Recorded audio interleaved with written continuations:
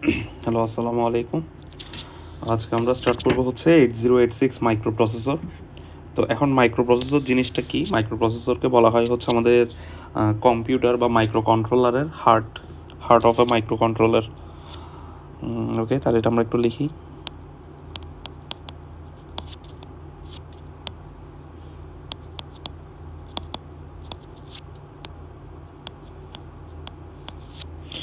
Okay, heart of microcontroller. এখন এই micro প্রসেসরের স্ট্রাকচার বা পিন ডায়াগ্রাম সম্পর্কে হচ্ছে আমরা আজকে জানবো। আমাদের আজকের পড়া হচ্ছে মেইনলি হচ্ছে এটা পিন ডায়াগ্রাম সম্পর্কে। এখন 8086 মাইক্রো প্রসেসর ছাড়াও আরও অনেকগুলো মাইক্রো প্রসেসর আছে। এখন এটা হয়তো তোমাদেরকে আমি অন্য কোনো একটা ক্লাসে বলবো। এটা হচ্ছে আমাদের অনেকগুলা এভলিউশন হয়ে হয়ে আজকে আসলে এটা 8086 ছাড়াও আমরা বর্তমানে মেইনলি কি ইউজ করি? আমরা i7 ইউজ করি, কোর i9 ইউজ করি। এর আগে আমরা core i5, core i3 use করতাম। এর আগে ছিল ডুয়াল কোর, এর আগে ছিল পেন্টিয়াম, এর আগে ছিল হচ্ছে 80386, 586, তারপর 486, এর আগে ছিল 80386, তারপর ছিল হচ্ছে 8088, 8086, তারপর ছিল 8085। এভাবে হচ্ছে অনেকগুলা আমি নিচ থেকে উপরের দিকে বলছি, মানে হচ্ছে আমি লেটেস্ট থেকে ওল্ডের দিকে বললাম। তো এভাবে হচ্ছে অনেকগুলো মাইক্রো প্রসেসর আছে। এগুলো নিয়ে হচ্ছে আমরা কোনো একটা অন্য একটা ক্লাসে আমরা ডিসকাস করব। তো আজকে আমরা শিখবো হচ্ছে 8086 মাইক্রো প্রসেসরের পিন ডায়াগ্রাম। তো মেইনলি হচ্ছে 40টা পিন আছে আমাদের 8086-এর মধ্যে, 40 পিন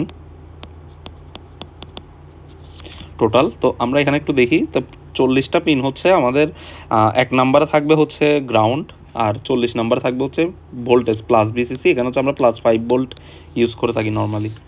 ওকে, তো আমাদের হচ্ছে এখানে মেইনলি 20টা হচ্ছে অ্যাড্রেস আছে, অ্যাড্রেস বাস আছে। তাহলে অ্যাড্রেস বাসগুলোকে আমরা কি দিয়ে প্রকাশ করি? এ দিয়ে। অ্যান্ড ডাটা বাসগুলোকে আমরা প্রকাশ করি হচ্ছে ডি দিয়ে। তো ডাটা আর অ্যাড্রেসের জন্য আমরা আলাদা কোনো পিন ইউজ করি না, আমরা এখানে একই সাথে পিনগুলো ইউজ করি।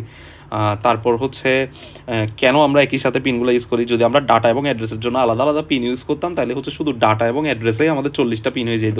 তো আসলে এতগুলা পিন এরকম একটা ছোট মাইক্রো প্রসেসরে দেওয়া পসিবল হয় না, যার কারণে হচ্ছে আমরা একটা পিনের মধ্যেই অ্যাড্রেস এবং ডাটা ইউজ করে থাকি। কিন্তু address bus and data bus at a time use হয় না।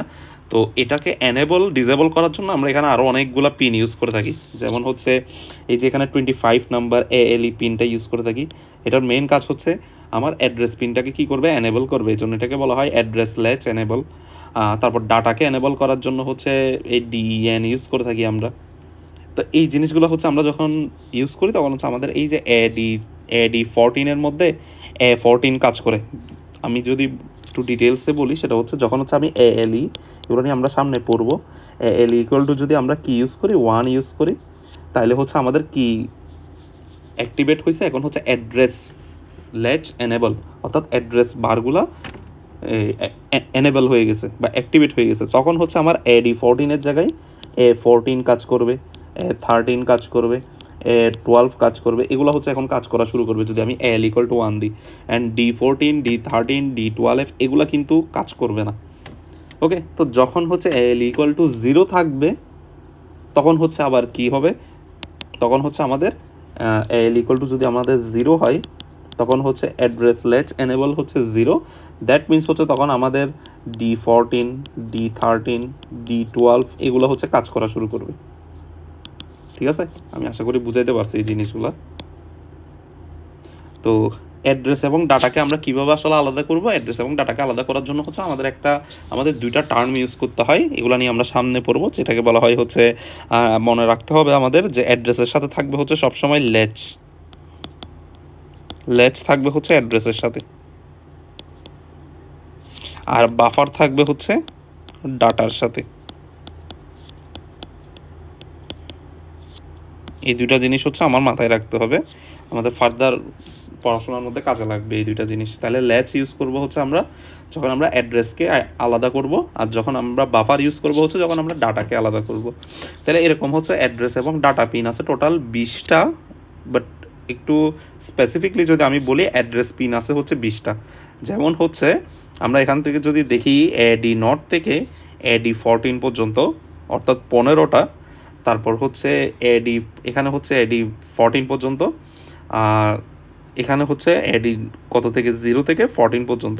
ওকে, তো এখন আমরা এখানে 15, 16, 17, 18, 19 অর্থাৎ AD 0 থেকে AD 14 and 15 এতটুকু পর্যন্ত হচ্ছে আমাদের আছে হচ্ছে কয়টা, 15টা। ওকে, আচ্ছা এখন এই যে এখানে আমরা AD 16 লিখছি, এটা আসলে ভুল হয়েছে, এটা হবে A6, A17, A18, A19। অর্থাৎ আমাদের এখানে আছে হচ্ছে এখন হচ্ছে এই 15টা অ্যাড্রেস এবং ডাটা বাস আছে, 16টা, 15 পর্যন্ত মানে 16টা, আর বাকি 16, 17, 18, 19 এই 4টা হচ্ছে অ্যাড্রেস বাস। এখন এই যে এই অ্যাড্রেস অ্যান্ড স্ট্যাটাস বাস বলা হয় এগুলো নিয়ে আমরা ডিটেলস সামনে জানবো, অ্যাড্রেস অ্যান্ড স্ট্যাটাস বাস। এখন এই যে আমরা অ্যাড্রেস বাস পাইছি হচ্ছে টোটাল উপরে হচ্ছে 16টা পর্যন্ত, আর এখানে হচ্ছে 4টা, টোটাল 20টা। বাট ডাটা বাস আছে আমার কাছে কয়টা, মাত্র 16টা, কারণ এই 4টার সাথে কোনো ডাটা বাস নাই। আমাদের ডাটা বাস থাকবে তাহলে 16টা, এই ইনফরমেশন আমাদের মাথায় রাখতে হবে। অ্যান্ড অ্যাড্রেস বাস থাকবে হচ্ছে কয়টা, 20টা।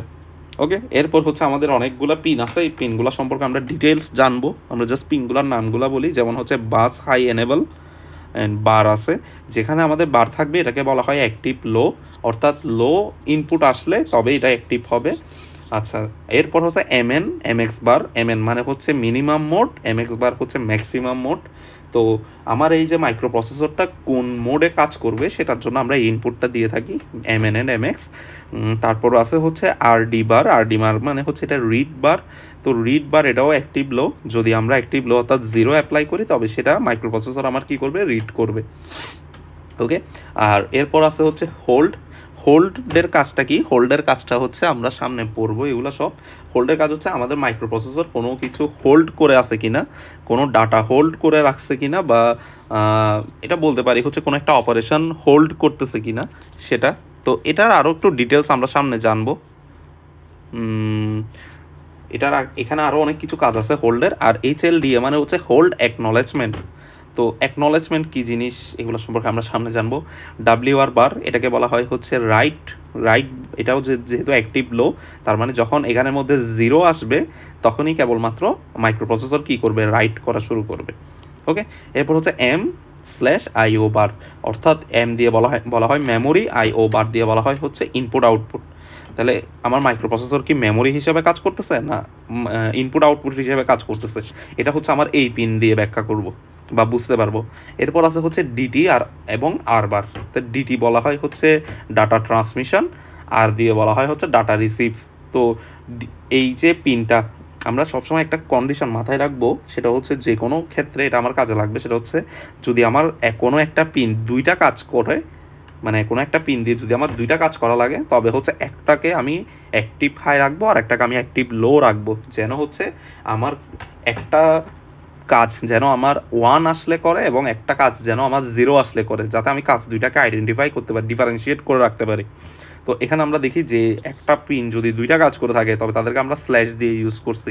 তার মানে যদি এই পিনটা যদি 1 হয় বা অ্যাক্টিভ হাই হয় তখন হচ্ছে সে কাজ করবে হচ্ছে মেমোরি হিসেবে, আর যদি লো হয় তবে সে কাজ করবে হচ্ছে কি হিসেবে, ইনপুট আউটপুট বার হিসেবে। ওকে, অর্থাৎ ইনপুট আউটপুট হিসেবে কাজ করবে লো থাকলে। এরপর হচ্ছে ডাটা ট্রান্সমিশন অ্যান্ড রিসিভ, এটা আমি বললাম যে ডাটা যদি ট্রান্সমিট হয় মাইক্রোপ্রসেসর থেকে, ডাটা যদি ট্রান্সমিট হয় তবে এখানে ডিটির মানে এই পিনটার ভ্যালু হবে 1, আর ডাটা যদি আসে বা রিসিভ করে মাইক্রোপ্রসেসর তবে আর এখানে অ্যাক্টিভ লো হবে, অর্থাৎ এই পিনটার 27 নাম্বার পিনের ভ্যালু হবে হচ্ছে 0। তো DEN মানে কি, ডাটা এনেবল, এটাও সেম, যদি 0 থাকে এখানের মধ্যে, অর্থাৎ এটা যেহেতু আমার কি বলতে পারি এটাকে আমরা একটু জাস্ট করে দিই, দেখা যাচ্ছে DEN বার, তার মানে হচ্ছে কি যদি এটার ভ্যালু যদি অ্যাক্টিভ লো হয় অর্থাৎ 0 আসে তবে আমার ডাটা পিনগুলাই যে এখানে যে AD 14, 15, C15 পর্যন্ত 0 থেকে এখানের মধ্যে আমার ডাটা পিনগুলো হচ্ছে অ্যাক্টিভেট হয়ে যাবে, তখন আমার অ্যাড্রেস কাজ করবে না, তখন আমার জাস্ট ডাটা কাজ করবে। তার মানে হচ্ছে কি আমরা বলতে পারি যে DEN বার আর ALE এরা দুইটা কিন্তু একটা আরেকটার বিপরীত। তার মানে যখনই DEN বার অ্যাক্টিভ হবে তোমার ALE কে মাস্ট বি কি রাখতে হবে, ডিঅ্যাক্টিভেট রাখতে হবে, অর্থাৎ অ্যাড্রেস এবং ডাটা দুইটাকে আমি কিন্তু এনেবল করতে পারবো না একসাথে, ঠিক আছে। আচ্ছা, তাহলে ALE কি, ALE মানে হচ্ছে address latch enable. Why address latch, আমি বলছিলাম অ্যাড্রেসের সাথে সবসময় ল্যাচ থাকবে আর ডাটার সাথে সবসময় বাফার ওয়ার্ডটা থাকবে, এগুলো কি জিনিস আমরা সামনে পড়বো। আচ্ছা, এরপরে আছে হচ্ছে আমাদের INTA বার, এটাকে বলা হয় হচ্ছে ইন্টারাপ্ট রিকোয়েস্ট। আচ্ছা, আমি একটু বাম পাশেরগুলো একটু বলে নিই। এখানে হচ্ছে NMI দ্বারা বলা হয় হচ্ছে নন মাস্কেবল ইন্টারাপ্ট, INTR দ্বারা বলা হয় হচ্ছে ইন্টারাপ্ট রিকোয়েস্ট। সিএলকে দ্বারা হচ্ছে ক্লক পালস। আমরা ক্লক না দিলে সিএলকে বা ক্লক পালস অ্যাপ্লাই না করলে এই যে 8086 পিন ডায়াগ্রামটাকে আমরা কি মানে ফুললি চালাইতে পারবো না। এটা বিভিন্ন ক্লক পালস অ্যাপ্লাই করার মাধ্যমে আমরা জিনিসটাকে চালাই। ওকে, এখানে হচ্ছে আবার আরেকটা 20 নাম্বার আরেকটা কি থাকবে, গ্রাউন্ড থাকবে। ওকে, এরপর হচ্ছে আমরা এই যে এএলই অ্যাড্রেস ল্যাচ এনেবল বললাম। আইএনটিএ, হোয়াট ইজ আইএনটিএ? আইএনটিএ মানে হচ্ছে ইন্টারাপ্ট অ্যাকনলেজমেন্ট। ওকে, আর টেস্ট মানে তো আমরা জানি। তারপর আছে হচ্ছে রেডি মানে হচ্ছে এই যে 8086 পিন ডায়াগ্রামটা এটা কি আসলে কাজ করার জন্য রেডি কি না, নাকি এটা হচ্ছে আইডেল বা ওয়েট স্টেটে আছে, এটা আমরা বলতে পারবো। আর রিসেট মানে কি? রিসেট মানে হচ্ছে পুরা 8086 পিন ডায়াগ্রামের কাজ সব যা করছে সবগুলো কি করে দিবে, রিসেট করে দিবে। রিসেট করে আবার তাকে নতুন করে কাজ মানে ইনস্ট্রাকশন দেওয়া নেওয়া করতে পারবে। ওকে, তাহলে আমরা আশা করি বুঝতে পারছি যে কীভাবে 8086 মাইক্রোপ্রসেসরের পিন ডায়াগ্রামগুলো কী এবং এগুলার হালকা পাতলা কাজ কেমন। ওকে, তাহলে আমরা নেক্সট ক্লাসে দেখবো হচ্ছে এগুলার ইন ডিটেলস।